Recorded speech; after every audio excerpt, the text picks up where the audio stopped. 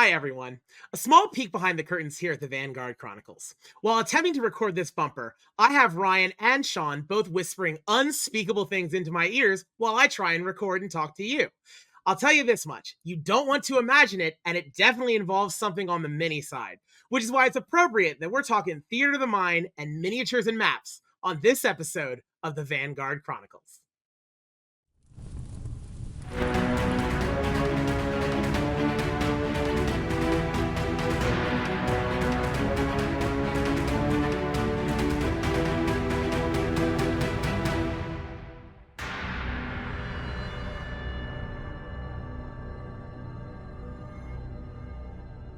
Welcome, everyone, to the Vanguard Chronicles podcast, where we have an ongoing conversation into the creative process behind the Vanguard, our monthly crowdsourced D&D campaign of interconnected one-shots. As always, I'm one of the hosts and dungeon masters of the Vanguard, Nathan, otherwise known as Spark Ascendant, and I'm joined yet again, and as always, by my wonderful co-host and fellow DM, Shawn, otherwise known as General Grom. How are you doing today, General? I'm doing really, really well. I'm excited again, as we always say this in our shows, but yeah, this is a fun topic. But yeah, for those watching here on YouTube and in Spotify and all our other sources, please like, subscribe, hit the notification so you know when we drop a new episode. These are really fun to do, so that those likes and stuff really help us out. Yeah, it's definitely not a small topic, quite ironically, and it's definitely one that, man, I just hard to fit in the scope of my imagination, and that is because quite cornily we were talking about the use of miniatures and maps, as well as the use of theater of the mind at your home tables or in your big group community games. There's such a variety of how you can do it, and there's different tools, and we're going to get into a discussion of the different tools that you can use and how you can use these. It's not really a versus discussion as much as it is a fun way to kind of explore these two topics. Certainly. Before that, though, I wanted to quickly just touch on this for just a few moments. This is a rare opportunity to record because we actually just had our August 6th session of the Vanguard last night. We had, I think, 42 players of our 86 players in our community showed up to play D&D at Timothy's Bar last night, and oh my god, like that was such a cool time. Were there? I have to ask because you were over the arena, right? Do you have any cool moments at your table? Yeah, I had a lot of kind of fun. Now, the arena, for those who don't know, it is designed for our overflow. That when we started to do this, we only had so many DMs and so many tables to work from, and from there, we wanted to figure out ways to bring more people, so then we can also help the charity and our other endeavors more. So that the arena was stemmed by our producer. He was so excited. I remember when he told me about it. He was just bouncing off the walls about how cool this thing could be. And with the help of our quartermaster Martin and building it up from a 3D printing setup, it is really cool. But it is designed solely for combat. And I had two new players, new to the Vanguard, so that was kind of fun. And I was actually joined by one of our backup DMs who wasn't running a table but wanted to be at the event, and she and I had a great time kind of co-DMing the arena. I think that was kind of fun. There were a lot of just great battles. I knocked them down, brought him back up, knocked him down again. It was fun. It really was. That's sick. I shouldn't say I had a good time. My players did because they rolled 10 natural 20s at my table. Wow. Don't wow that. Don't encourage that kind of behavior. That was a miserable experience for me. Well, I imagine, yeah. I got to pull out a series of minis, funnily enough, that we'll be talking about soon. For that, I've been really proud to paint. And God, we had it was probably my first time running a really horror centric one shot. By the end, I was telling them all, with the amount of times I described like all the gore and blood everywhere. I was like, by the way, for those people who've not played with me, because like 5 out of 6 people at my table had never played with me, I was like, Right. This is not my normal style of game, but I'm glad you're having fun. Oh, that's funny. Yeah. What we found out at the arena, and I don't know why, but my side of the table, because we're basically split up, every time I rolled, it was 4s, 5. I couldn't get anything high. On the opposite, literally 50 on the equator, they were rolling 19s and 20s, and it was nuts. Dog, I've been there. To the point, I got so tired of rolling low, I said, I'm going on the other side of the table. Stand by. I'm going to roll on the other side. And I rolled a 19. I'm like, there you go. Well, if any of you guys, before we get on to our full topic, if you guys want to read more about the stuff we do and about these events, you want to read recaps from that night, please pop on over to vanguardguild.fandom.com. For our new listeners, that's the wiki where we post recaps of the sessions we did. Our players write reports from their characters' perspectives, and where you can read about any of the other stories we reference from our tables at the Vanguard. One more time, that's vanguardguild.fandom.com. As one last note before we get to the full topic, though, I think it's time that you have a couple things to share with us about our charity endeavors. Well, we've joined forces with a charity called extralife.org. They support the Children's Hospital of Philadelphia through the Children's Miracle Network. We have a 50-50 raffle at every one of our events and a themed beer tap called Stoneheart Ale. And the proceeds from that go directly to help children and their families have a sense of normalcy that they don't normally have during treatment. And it's something that I think we take for granted. We started the year with a goal of $1,000, and I am so happy and thrilled to say and announce that we have smashed that goal. And I believe we can aim higher. We are going to shoot for 2,000 by the end of the year. I think that's within our reach with your help. How do you help? Well, it's pretty simple. Go to the QR screen code and scan it on the screen. Also, go to the link in the description. You'll get more info. You can join our team. Every little bit really helps. It really, really does, and we will be eternally grateful. We've also partnered with Golden Alchemy Crafts to bring you something really special, I think. Exclusive dice trays inspired by the houses of the Vanguard. These are not just ordinary trays. They're really high quality. They're laser engraved with the logo in the middle. They're built to last. Grab yours and just know that every purchase supports our Extra Life team. We're rolling out something also, brand new t-shirts, emblazoned with a really, really cool design that we're all super happy about. Just screams Vanguard. Uh, the color is custom, and they're available in all kinds of sizes. Again, proceeds go directly to the charity. And lastly, something we're super thrilled about that I really am really thrilled about to announce that we have made a new alliance with Misty Mountain Gaming, the masters of some premium tabletop gear. They've given us a special code that you can use at checkout. Forget this, 10% off store-wide. That's awesome. The code is Vanguard, and it is on the screen. Not only will you gear up with some of the best RPG stuff out there, proceeds from your purchase go directly to help the charity. Everything we do is geared for this, so it really matters. So just help rally to the cause and spread the word of what the Vanguard is doing. All right. Well, God, I continue to be just stunned at some of the collaborations and such like the cool pieces we've got coming out of just the cool Yeah. things. I know, like, I love my dice tray and I'm now using it at like every session we have. And Shawn, if I might say, that's quite a good shirt you've got on there.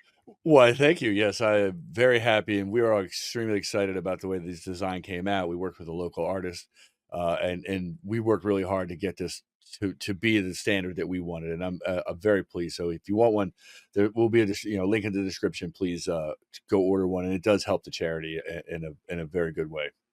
And I gotta say, it helps you look quite fly because all I know is last night there has never been a time in my life where I've been surrounded by more nerds to which I was complimenting their fit and style because man, it was looking real fine, all of us last Yeah. night. Yeah, that was fun. That was definitely, and it brought about a bit of, and I think from our perspective, it definitely brings a bit of a cohesion and consistency amongst us, so that we appear even more unified and more organized. And I think it's just it reflects in our players. They really enjoy our the way we present the evening at our events. I think it's fun. Certainly. Yeah. So if you're following this on the YouTube, Vanguard Dungeons and Dragons on YouTube, please check the links in the description if you're interested in getting a dope shirt like that too. Yeah, But yeah, absolutely. I think it's time we dig in, though. I think we've bantered enough. I think it's time we dig into the Yep, real meat of the topic for tonight because it is yet yeah. another large topic. Yep, very much so. It's going to take a while, but we'll stay with us, and I'm sure you'll enjoy it. So Yeah. So we've got we're talking about theater of the mind and minis and maps. And yet again, right, I want to point out that we're using the word and here, not versus, because similar to a couple episodes back where we talked about rule of cool and rules as written and rules as intended, these are not necessarily diametrically opposed forces where team Edward, team Jacob, you got to pick a right, side in the Civil War. Like, it's not that. right. um And truly with this discussion, I think you'll agree with me that like really these are tools in your DM's belt, whether you're at your home game or a big game. These are styles of running a game that serve different purposes.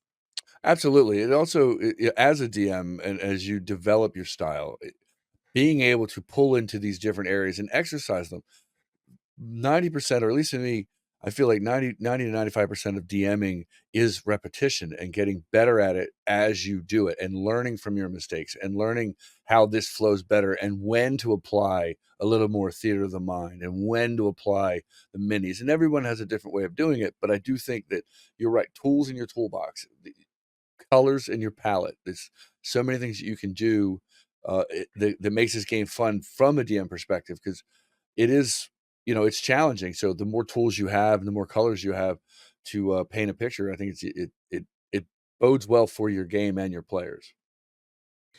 And truly, I think this topic, certainly more than maybe any topic we've talked about so far in our 11 episodes now of doing this, I think this will be one where listeners might be going through and thinking like, hold on a minute, like I feel like in this situation I might use not the one like he's talking about theater of the mind. I think this would be a time where using a mini would and maps would be the better way to approach, and that's entirely valid. I think what we really want to try and do with this discussion is pitch. We're not really doing a pros and cons list as much as it No. is, here are situations where you can really benefit from and ways you can use some of these styles to add and enhance your games. Both, again, for the big style campaign of interconnected one shots like we're doing at our bar, but also, I mean, just at your casual home game. Right, or your LGS, or where you play. Everyone has a different way of doing it, and some people are more visually oriented. Some people are more can really dive into their imagination. Having them as your, again, like I said, like your palette, like having them as a way to get more communication, get more interactivity and immersion. That, in the end, I think it just makes the game better. Mhm. And even more so, like, even if you're a new DM still working out and figuring out your own style, I hope what you'll pick up in listening to this conversation is that Shawn and I both agree, because we talk for a long time before we start recording these for a peek behind the curtain, just in going over show notes and real things we want to communicate and to our listeners. But one thing that we really came to is, you know it's not even just a style of like, oh, I'm this kind of DM, oh, I'm this kind of DM. That style and the tools you need, yeah, right. I It's didn't when want to. it's just when I learned. Yeah, That's I a wasn't lesson gonna I throw you under the learned. bus. Yeah, not. No, no, I'm fine. I heard it coming. It was really funny. Yeah, this isn't a I'm a rule is cool DM. Done. I'm not a Yeah, rules written. I'm It's more of sticking with. a I'm yeah, it's sticking more with of a in props. this situation I need to do this. In this Right, situation I need to do this. And sometimes right. that situation may shift in the same encounter. Absolutely, yeah. It can absolutely shift in the same encounter. And it's funny. I saw where you were going with that, and I'm like, okay. It's funny because inadvertently I had, kind of self-titled myself as the rule of cool DM until we put it to the test. Hey So, Shawn, much like our next main point here, it's all in your head. Because I think yes, now's a good time to talk about theater of the mind. exactly. um just I'm gonna tell you right now, off the gate. So I started DMing in college. Actually, Mhm. probably about 7 years ago. Roughly, actually, almost probably was around this time of year. Now that I dig back in the memory banks, but I can definitely say, as a former college student who's trying to play D&D, I'll say out the gate, one of the most important times where I say, yeah, do theater of the mind. It is the way to go. Is when you were a broke college student, because Uh, straight up, everybody knows it, and there's kind of no way around it. Even though you don't have to spend a lot of money with maps and minis, like we'll get to, it's cheaper. It's just straight cheaper to do theater of the mind. yeah, 100%. And we all know, for those of us who use minis and evolve into that, it is a bit of a rabbit hole. You can get, kind of caught up into, and I know I have plenty of minis that I still haven't painted yet, that I bought, that I love this one, never got to it, but I still want to buy more. Yeah, we have actually we literally have the manager of a Warhammer, like a licensed Games Workshop store, among our players, and yes, he can very much attest that you are not alone in that. If it makes you feel a bit better. Yeah, no, no, it doesn't, but just the same. But but yes, tr- it is. Go ahead. but truly, it can't be understated, given how one of the biggest barriers of access, I think, to anyone who's trying to get into a new hobby or a new community or a new role of anything.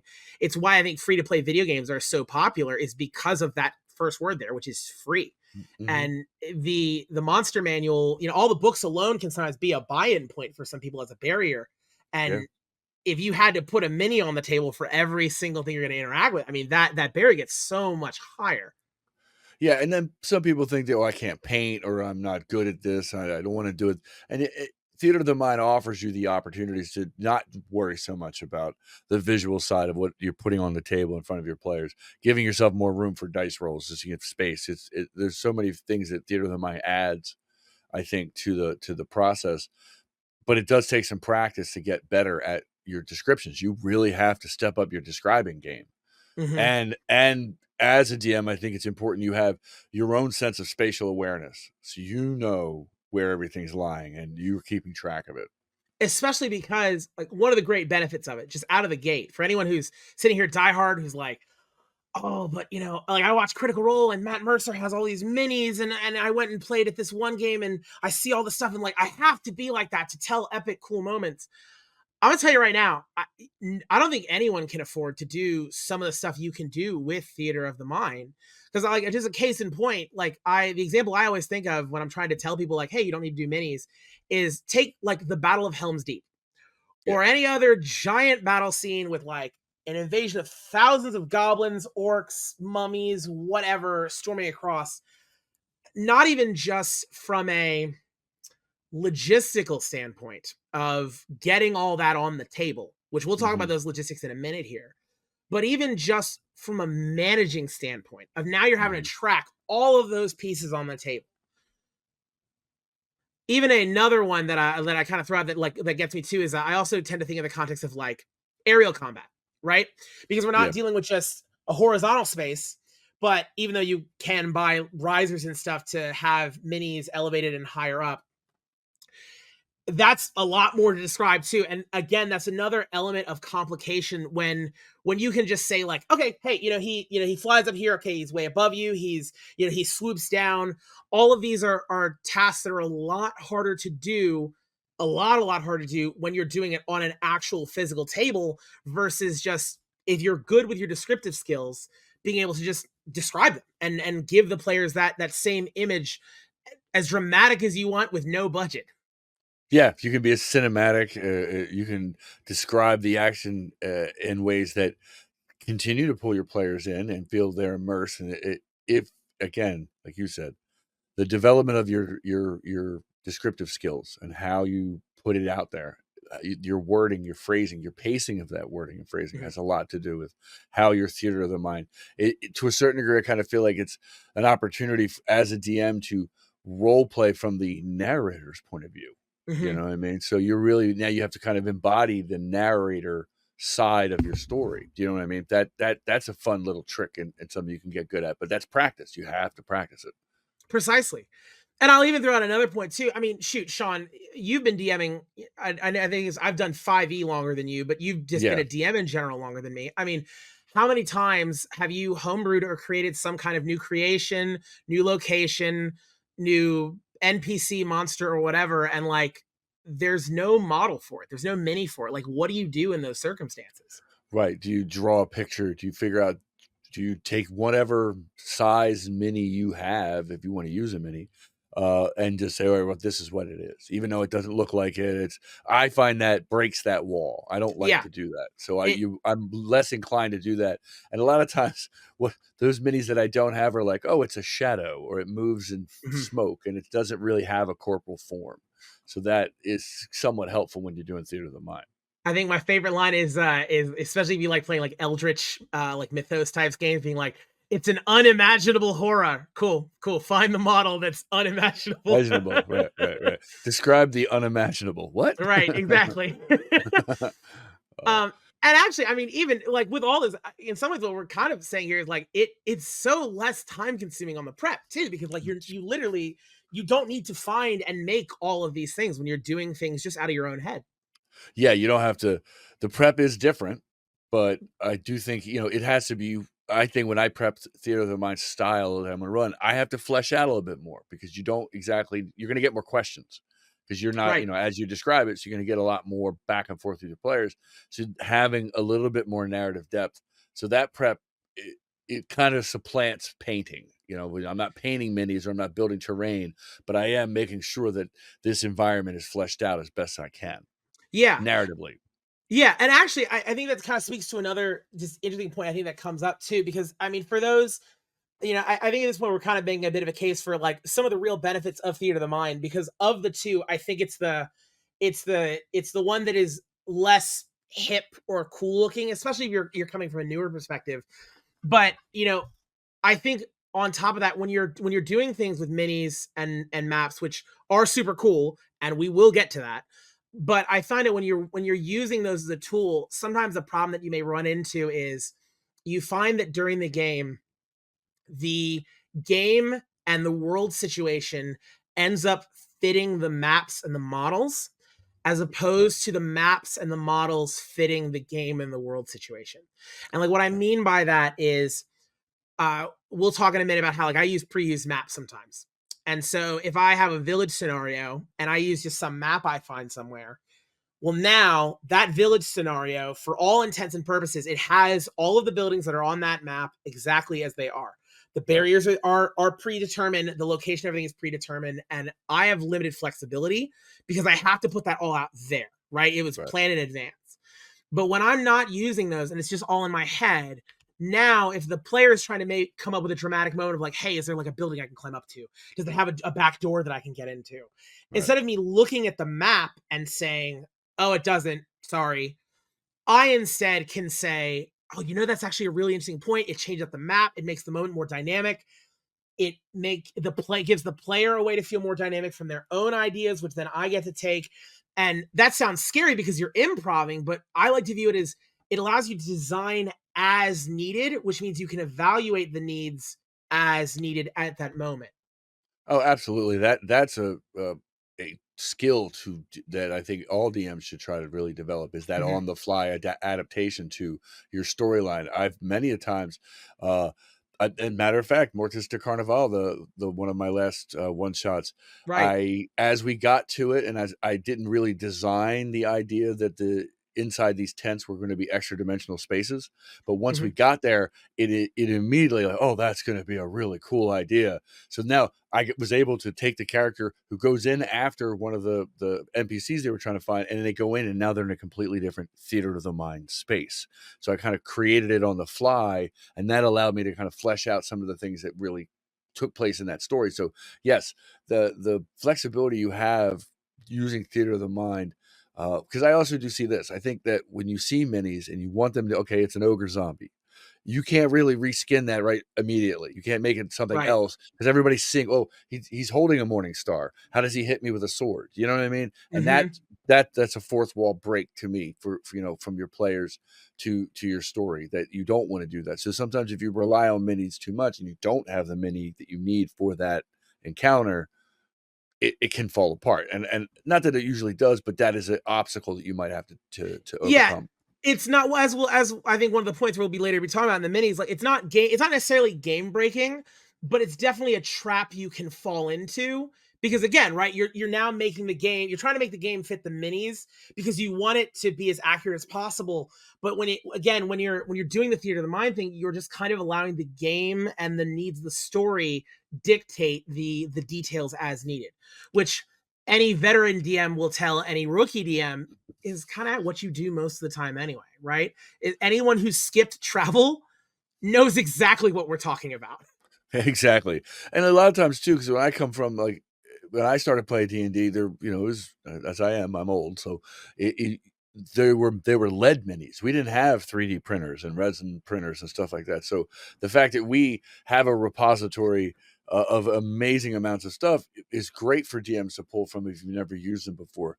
You don't have to, and it's nice, but yeah, we had to develop our theater of the mind skills because we didn't have terrain and minis. We had graph paper, the Yeah, simplest forms.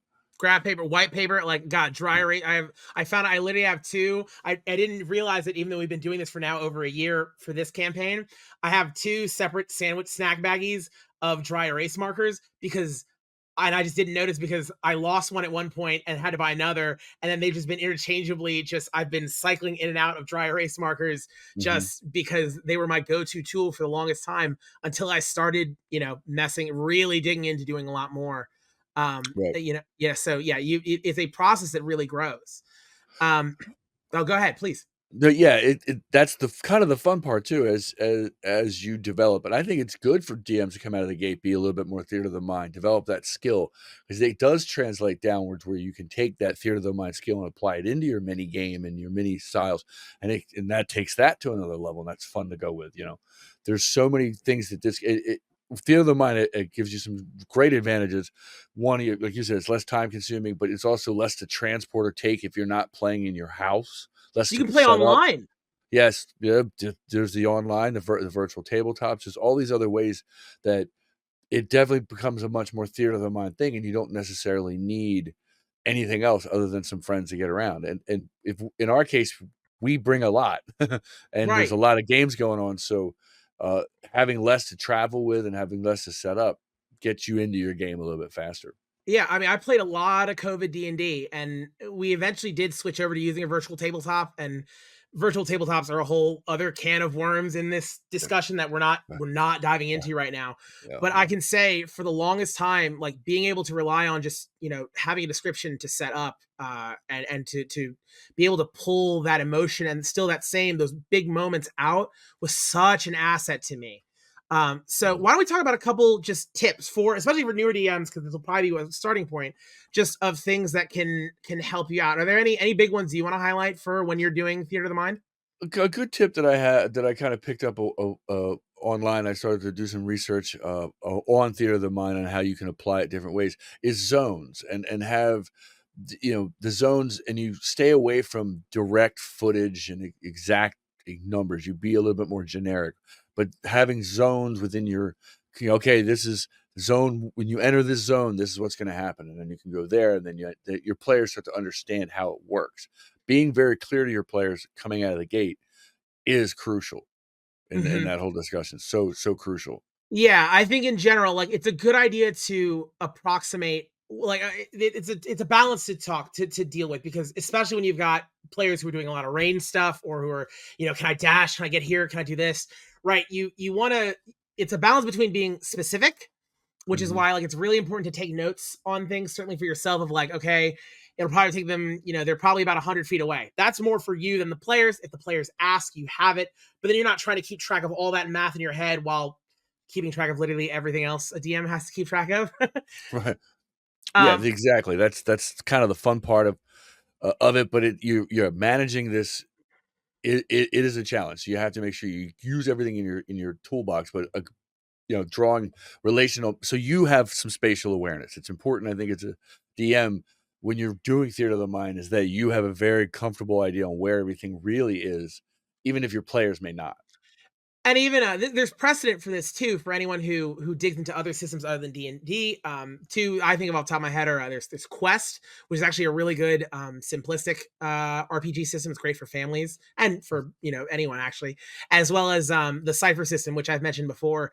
Um, Anyone who's fans of those games, please don't quote me on this. Kind of get a little off, but they tend to measure distances. They're not grid based for their combat, so they'll say things like an enemy is an immediate distance, which we might say is in melee range, right? They're probably within 5 feet of the player in D&D terms. Right. Long distance, which might be like, okay, it's going to take your movement speed, so probably about 30 feet away for the average D&D character, right? And then very long distance, which would be, all right, you're going to have to dash to get to them or go farther. But Right. using simple terms like this, especially if you standardize them with your players, helps them keep track of some of that without you needing to always get bogged into numbers until those numbers are specifically requested.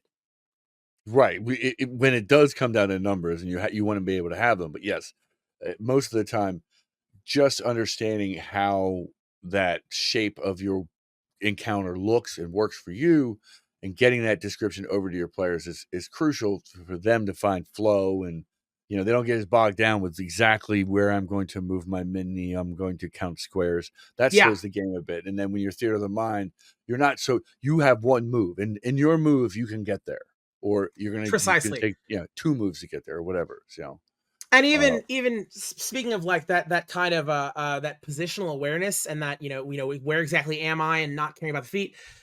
Just because you're not you know using a grid map, that doesn't mean you can't provide a visual aid. Like a common thing I do sometimes is my players would ask me, they'd say, hey Nathan, where exactly is this? Where are we? Can you describe the room again? I'm having trouble visualizing. And so I'll just draw a quick, very crappy pencil sketch, like a relational map, and I'll say, hey, you guys are here, a little X on it. There's a building here, not drawn to scale. It's 30 feet away from you. The enemies are starting over here, right? Just mm, something so that we basically line up our images of what this is supposed to look like, so that they're on the same page. And then right. that is often enough for them to then carry and go without anything else from there. Yeah, that's usually all it really takes, and then you're up and moving, and as long as you are keeping track of what's going on, to some degree, and it doesn't affect things like AOE spells. I think there's, some discussion when you get into battles and minis and stuff, and I want to cast a fireball, and I've seen this in many games where they specifically put it in that spot where it can't hit anybody but the person you're trying to hit. You know what I mean? Mm-hmm. And when you in Theater of the Mind, that's a little bit more difficult to approximate, but you just want to get the gist of the players. I see what you're trying to do. You're trying to throw it and not blow up your Precisely. entire party.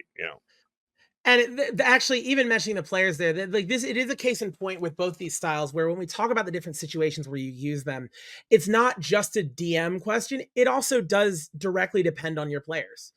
I had a buddy in one of my in my home game, my longest one of my best friends, one of my best players.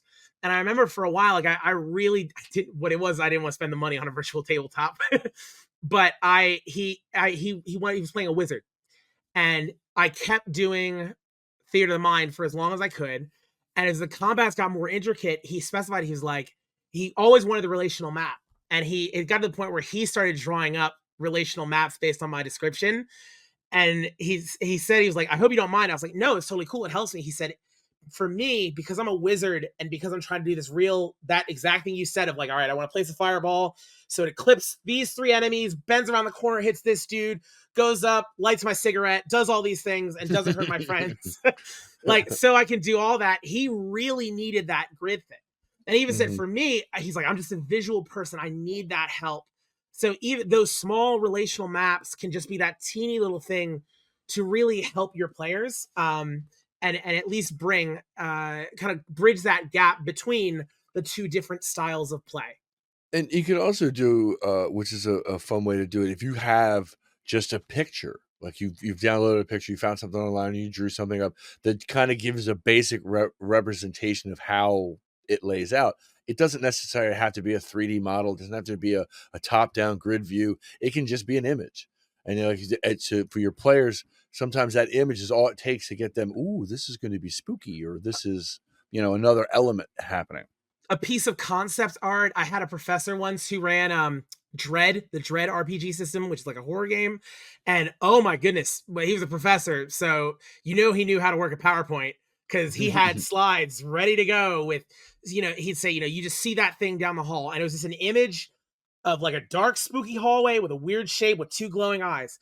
And that was it. And Right. it had doors on either side. And that image was all it took for all the players, like, oh, and Right, then carry exactly. them the rest of the way into Theater of the Mind. That is, and that to me is exactly what Theater of the Mind, kind of its definition is using some visual aids. It doesn't always have to be 100% in your imagination. You use just enough subtle visual cues or visual elements to help kind of further along the depth of what you're saying, and that's where Theater of the Mind it's a bit of a gray area. I wouldn't call it black and white in any way. That Theater of the Mind is a gray, and much like minis. Minis can be more concrete, but Theater of the Mind has that gray area that your descriptions really help build, the suspense too.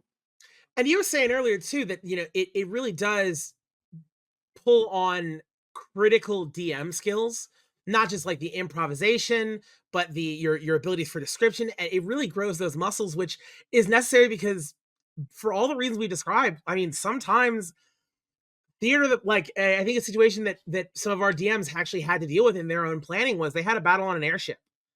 Okay, Right. a player falls off the airship Now and they what? don't die right away. Well, I don't have a map for the clouds below them. You know what I mean? Right. Or the space they're falling into, you don't have any way to, like, you're plummeting, and I've had it where the we had mechanisms in case someone fell off the ship, and I had a player immediately want to put it to the test. you Or know like I had one two months ago, and literally at our table, I had a player who I had a map, right? I was doing the minis and the map thing, and boy, I'm glad I had the skills to. I was used to doing theater of the mind stuff because players ended up running beyond the boundaries of the map. And in yeah, some cases, it was more appropriate for me to say, "Oh, it's kind of a long way. You don't really want to go that way." Wink, wink, wink. Like I did right. use that as a tool, but in other cases, for one side in particular, because that really would have become a lot. But for others, it was just simply they're trying to get away from an area, and I didn't. You can do the video gamey thing of like, oh, there's rubble there, so you can't crawl the over the rubble. the impassable terrain. Like those exist, and when you're playing this game, like that is a fourth wall that periodically players will have to run into. But other times, like, cool, take a sheet of paper, put it next to the map, draw a little bit more if you can, or if not, describe it and keep in relation. Say, all right, you're about 30 feet in this direction off the edge of the board. Keep track of it. Just those little pieces can really help to, again, mix the two and provide that flexibility that playing with theater of the mind really can help with. Yeah, it's a creative muscle that is in certain situations you can use, like darkness or something. Now you're in something you can't see, and you're now going to try to describe this in a descriptive way so that the person in that situation can feel the effects of what it would feel like to be blind, or lack of senses. Those are the fun, to me, some of the fun tricks you can use, is Yeah. play with the senses. Yeah. And again, also sometimes it's because like the size of your map, like back to logistics for a minute. I mean, it's not just about the physical carrying, but I mean, literally sometimes accessibility is just a space to play. Like the most popular game in the world, like sport, is soccer. Because right, what does it take? It takes a single ball, and then you Hmm. can kind of set up a goal with anything. You don't need posts, you don't need a hoop, you don't need anything. Yeah. And the problem is, not everybody has a table. Like, Right. not even talking about, hey, because I can't play in person. I mean, like, if I invite people over, my table might be built for two, not a group of 4 to 6. And if you really start to examine a single table and think, okay, you got to fit all your friends around it, for a regular game, 4 to 6 players, every single one of them is going to want, their notes, their paper, their dice. You need the DM area, which, you need at least enough space for your screen, all your notes, everything you keep behind it. And then, like in our case, because we run this community game out of an active bar and restaurant, people order drinks, people order food. You need space for that too, Yeah. and that's without the map, without the big like, all right, everybody push it away, like that scene in the movie where like they unroll the battle map because we all have to deal the plans for how the armies are marching, right? Right. Like Right. it's an actual consideration. Like, did you guys like have to measure or something for our new venue? Oh, well, even when we first started, the first venue in Sonora, we went in with tape measures and started to see, what do we have to do? What is our table going to look like? It's one thing in your home game, it's your table. I have a big table in my home game with my family. It is a very large table, and I have used almost every, and we put leaves in, we extend it. So I basically have a 12.5 foot table for the 6 players and the giant, map. And I've done maps, huge pieces of terrain that I've learned over time, that if you're going to get into all that, and we'll talk about more about how terrain and minis can stuff a little bit later, but to touch on it, uh, that if you're not going to fight in it, building it is kind of a waste of time. I mean, if you have other ways to be immersive, put your energies into those, not painting or building something that no one is ever going to do anything in. Do you know what I mean? They have to have a purpose. Which again, like wraps right back around on what we were talking about. Clearly, all these things kind of really overlap on each other too. Of again, it cuts down on that prep time. In this case, unnecessary prep time. Yeah, absolutely. So okay, well, I think we've really we've explored all the imaginary space there is within theater of the mind. We've definitely dug in that thoroughly. Let's talk about minis, right? Let's talk about Yeah. let's go. We got a little money, got a Right. bit of a budget. Right. Right. When you think minis, what are some of the immediate appeals that kind of come to you? Oh, for me, just one because they're fun to paint, but just the a little bit of a wow factor when you release something on a table. I think we all love that moment in your stories. I think all DMs try to find that aha moment or that reveal, whether it's narrative, and minis and starting, building sets and building terrain and having that level of immersion, that factor when they see it, when you reveal it to your players, it's a fun feeling, and they get excited. I think players get excited when they see that type of stuff. Yeah, I know a couple of our DMs have like will have like a sheet to cover the map until it's Mhm. time, and then it's the moment the sheet pulls back, it's like oh, like oh, and then Yeah, everyone immediately grabs their own minis and goes placing them on the board. Like, all right, where are we right, starting? right. For me, it's like when you've spent a common thing is so our producer Ryan and I have a fun thing we like to do where periodically we'll give each other a challenge mini to and say like, hey, all right, here's a mini I had printed up for you, paint it however you want, run it however you want, but you have to put it in your story.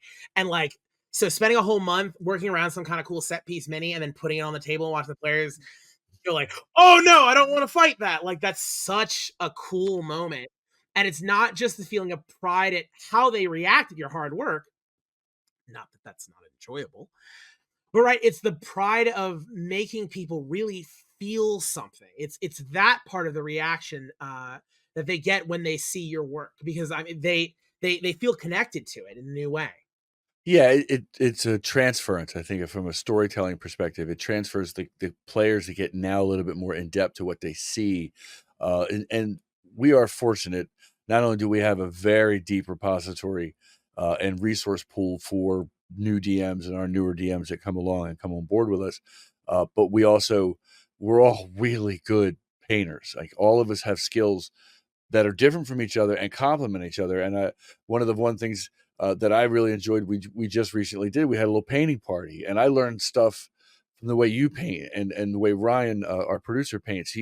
His dry brush technique is really fun to learn from, and that's kind of another aspect of the hobby that I think is kind of fun as well. Yeah, it's like it weirdly there are numerous ways in which this style does bring people together because yeah, you have from a player side them getting more connected to the actual things on your table, and then from a DM side of things, like yeah, as you said, you there's a whole other realm of community and hobby to dig into when you are engaging with this. So don't just think of it necessarily as like, oh, I want to paint minis because then my table looks cool, but legitimately, as you said, like yeah, this past Sunday, I had you, I had Ryan, I had my mother over, and like we did a whole paint day, just painting That minis was and fun. hanging out. And we've talked about with our own community getting just all our players together because we have a lot of players who have their own little minis now that aren't painted and don't know how to paint. And what a fun community get together that would be to just do a paint night and all hang out and do that together. Yeah, that's some of the things that I think we've starting to develop and discuss within our group is how we can find other ways to get together. Not necessarily always to, hey, we're doing this to every night we're raising money for the charity. It's much more building our community, and that community lends to that other side of it, that the more your community likes each other, likes to be around each other, your just environment is better. It just truly is. Yeah, it truly it gives you another collaborative avenue, right? I Mhm. mean, again, like you said, literally within our case, obviously, if you're trying to start your own version of the Vanguard, if you're trying to do this, at a bar or your local game store or with a work group, you don't necessarily have to start this. But in our case, like we've grown to such a point where we literally have a resource library where DMs will, post up, hey, I've got these extra zombies. So if Yep. someone's like, hey, I need zombies in my game. Oh, hey, cool. Nathan, can I borrow your zombies? Hey, cool. I got some zombies here. I'll bring them next game. Right. And again, it continues to now build a community, not just among the players, but among the DMs as they're all sharing back to what we were talking about earlier in that feeling of being able to make the players feel that little extra something at the table from just the scenery and what they physically put out. Exactly. The thing too, we joke about it, a lot of times behind the scenes, we call it our little DM's arms race. And there's always friendly competition amongst us and who can do something really cool or a new technique that they can add and give to the other DMs to use in their games. And whether it was when I developed the vines, the idea of taking hot glue and water to build out Mhm. vines and then lay them over stuff and then hit it with a heat gun to get them to mold into the look. That was just something simple, but people were like, wow, okay, now this environment, which was just walls, is now it's got an extra level to it, and you can use them as, in my case, I use these vines as an extension of the boss fight. So he was using those vines to also attack, creating a bit of an area of effect within a melee combat scenario. So anyone who would be running all the way in the back still had to deal with vines and had to Right. deal with other things. It like there's so many we are not a crafting channel, right? That's not No, our no, that's not no, our no. bag. But there is, not just within the own communities you can create, there are so many other communities and resources online you can find. So many, as someone who got into painting models this year, so many rabbit holes on YouTube that I just start Googling. There will be plenty that you can find. And all of this in service of, I think, one of the biggest draws and one of the best things that doing minis and models can do is, more than even the wow factor, we kind of touched on it. It's this idea of immersing players and breaching through, right, the magic circle. Right. It To bring them in. Yeah, it's this concept. For anyone who doesn't know, the magic circle is kind of this game design idea, present not just in RPGs. Of the closest comparison would be when you go to see a movie and you talk about suspension of disbelief. The magic circle is kind of like that too, right? Yeah. It's that idea that, once we cross this line and once we've stepped into it, we are now in the game. We're in the game world. These things matter. These decisions matter. We're kind of both mechanically as well as kind of mentally in that headspace and in that context. And, it's the reason that Kickstarter board games with jumbo minis sell as much as they do, is because that tactility just adds, literally, weight to the things being done at the table in a way that, again, it kind of breaks that fourth wall, this time to pull players in a lot more. Absolutely. And I think that the magic circle and that type of immersion does help players who are more visual, that need to look, okay, I want to do this, that, and the other thing, and I want to make sure I know where I'm putting it. Yeah. I want to make exactly know how this works, because that is just how some people, they're tactical player, and I know a lot of them, and they're great players. There are some players who are much more role play oriented, and the theater of the mind works for them. But those that are visually kind of trained, it's really helpful. This is where we talk about how there's two sides to every coin, because you can look at things from an accessibility angle, right? Yeah. Like, I played with a good friend of mine who is blind, is literally, like, legally blind, cannot see, and so theater of the mind, that's 100%, like, it is he doesn't really care about the pretty maps I draw, right? Right. They look cool for everyone else at the table. They don't look cool to him. He loves my descriptions. But then I've got another friend who, actually, it's the wizard I talked about before, he's told me before, he said, I have ADHD. I really struggle to just hold that in my head. So when I have a map, when I have a visual, on top of just, trying to plan out my turns, he said, part of the reason I take so long to plan out is because I am just trying to keep everything straight, keep everything organized, and having a map just, it just gets him and totally gives him something to focus on, to then make the actual planning and the role play much easier to slide into. Absolutely. For me as a DM, I like when you have a good mini setup and a good layout of the tactical world and the tactile side of it. Then you can get more into your descriptions of the mood, of the Yeah. elements that they can't see, the things that kind of, if done well and done in a very descriptive way, you can raise the hair on the back of their necks. They see the big monster, but now you've added this element of their mind into it, and all of a sudden that monster way more badass. Right, exactly. It's again, other side of the coin that we had talked about before. It's this, whereas in the case of theater of the mind, the benefit is, right, it is you're not letting the maps describe too much that you don't need yet. But on the same token, right, with a map and a mini, it describes the part that maybe you don't care about as much, so you can focus on these other elements and areas. And to be clear, like, you don't, like, using maps and minis, it also does not have to be expensive at all. Like, truly, we touched on this earlier, evocation and suggestion are the name of the game. Not evocation, but evoking and suggesting are they're so much more important than accuracy. because like, and when I started out, I was using that's an old person sentence. Like when back in my day, I Which is used not even that far ago. yeah, I use like blank white graph paper, like just that I printed out from a computer or bought in a pack. Right. Whiteboard grids. Oh, You can reuse game pieces from board games you have, not right. necessarily even models, but pawns, dice, anything. Shawn, what have you used? I've used Skittles. I've used Skittles and Okay, M&Ms. Peanut M&Ms for the bigger bosses. And here's the fun part. At first, the players thought it was kind of cute, and then they kind of they grow old of it. But Skittles are great because if you kill the monster, you get to eat it. maybe not the peanut ones, Yeah. because I think Well, I'll do you die have in an real life. allergy? If Yeah, somebody has an allergy, that would be bad. Yes, I'll but die in real life if I eat a peanut if I kill the peanut monster. But I'll take the hit for the team. But yeah, so anything you can use. It's just some way, the monster comes off the board. Here, eat the Skittle. Right.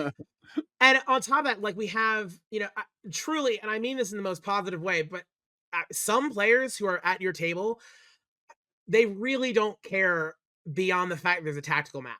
And I don't Yep. mean that like that they don't care about the hard work. I mean, it's in like they see a map, they see a grid. To them, like these are the players who are trying to. I don't want to say min max. I don't want to sound like I'm being derogatory or like poking fun, but truly, like they are in it not just for the combat and the description, but because they are seeking mastery of the game system. Right? D&D is built for combat in particular, and they want to do that. They want to really plan out the maps. They want to, play their Final Fantasy tactics, their Fire Emblem. Like that is the draw to them. And just having a grid, they're like, all right, cool. This is why I came. This is why I want to play. Right. And yes, you're right. It matters little to them after that point. The mini's the mini. They're not even looking at it. They're really focused on. And I've used magnetic stuff I get at Staples that just hold stuff. Little magnetic pawns are great for that kind of stuff. And Oh my god.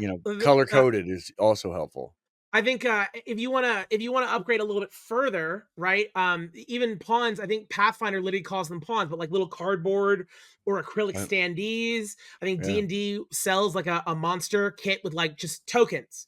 Even Yep. those can just be a small upgrade from the most basics, just to again still give that evocation of what it is you're going for. Um, Another one, a secret I love to throw out is like we talk about 3D printing. We're fortunate that we have a guy who has a 3D printer and a lot of time on his hands and a lot of generosity. Thank you so much. But also, like, go to your local library. A lot of local Yeah. libraries have 3D printers, and some of them will charge you just for the cost of the materials. Right, right. That's a great place to look.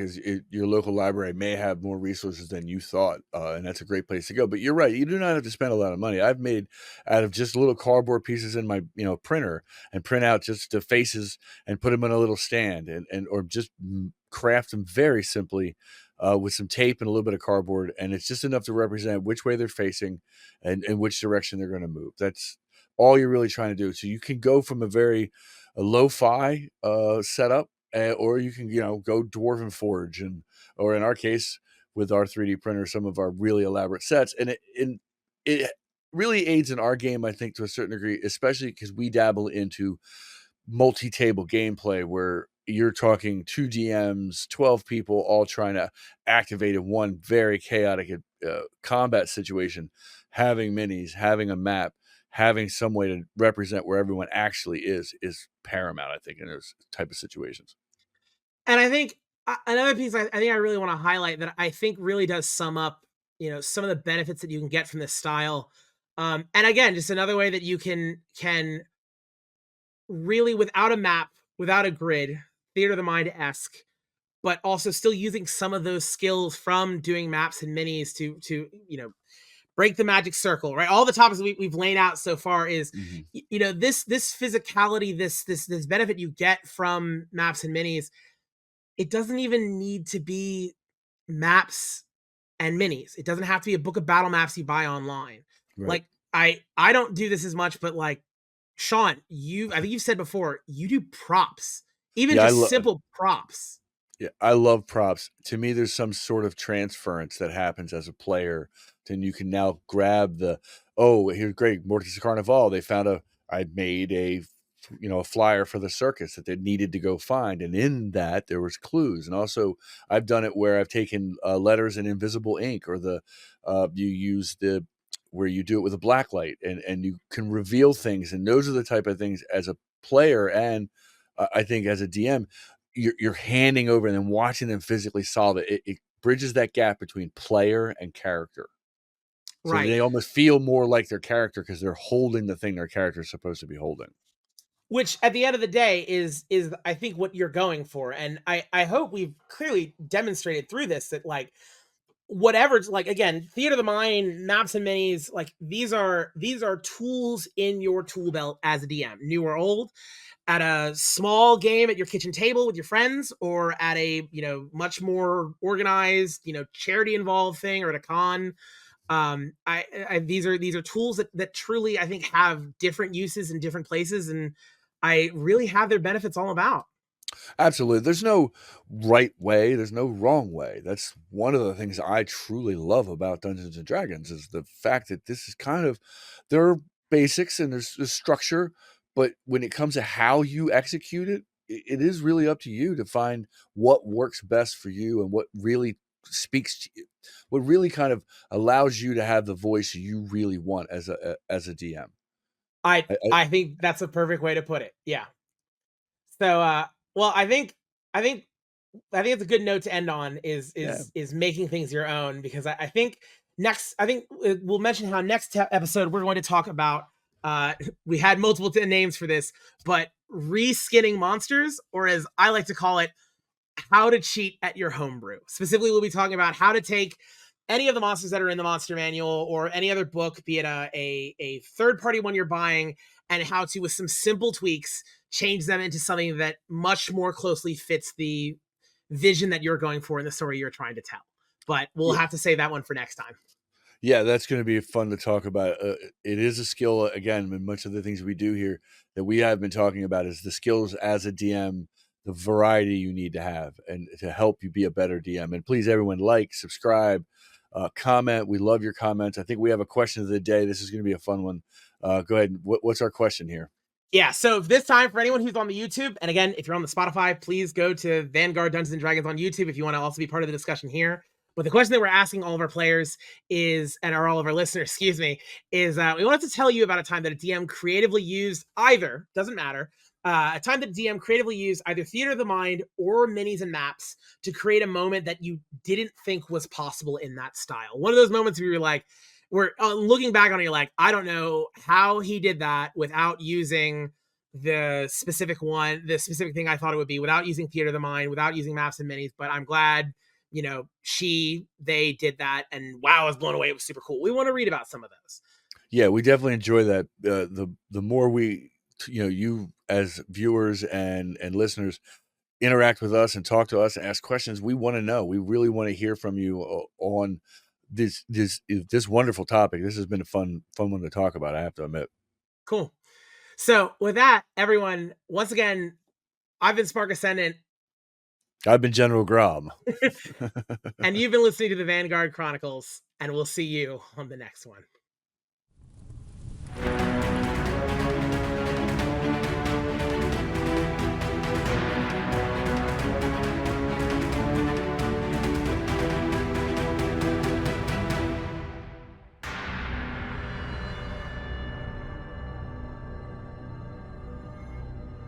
Thank you for watching the Vanguard Chronicles podcast. If you want to read more about the adventures of our players and our ongoing campaign, or even read some of their dispatches, you can find them at vanguardguild.fandom.com. If you want to support our charity with Extra Life, you can go to their website and search for the Vanguard. And of course, if you want to support us directly, you know the drill. Like, comment, subscribe, and answer that question of the week. Thank you again for listening to the Vanguard Chronicles, and we'll see you on the next one.